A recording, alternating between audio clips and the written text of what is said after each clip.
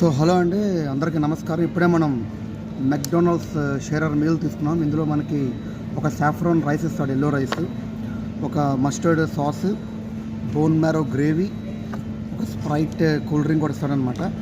ఇది Shearer meal అని కూడా అంటూ ఉంటాం. ఎలాగైతే కేఎఫ్సీలో మీల్స్ ఉన్నాయో అలా మన మెక్డొనాల్డ్స్లో మీల్ అనమాట. నేనైతే స్పైసీ చూస్ చేసుకున్నాను. స్పైసీ అంటే దానికి ఇలాగ యాడ్ వేసి ఉంటుంది. స్పైసీ అని ఒక ట్రేడ్ మార్క్, ఒక స్టాంప్ వేసి ఉంటుంది. నేను దాంతో ఒక చెస్ట్ పీస్ చెప్పుకున్నాను, బ్రెస్ట్ పార్ట్ అనమాట. దీంతో పాటుగా మనకి రైస్ కూడా ఇస్తాడనమాట. సో ఇలా రైస్ ఉంటుంది అనమాట.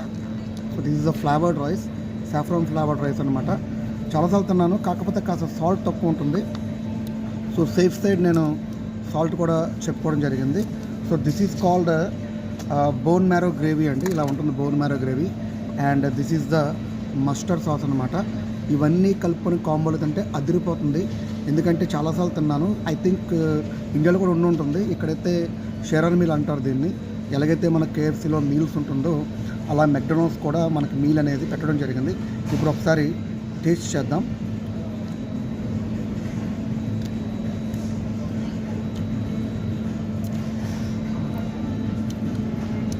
చెప్పాను కదండి, చప్పగా ఉంటుంది.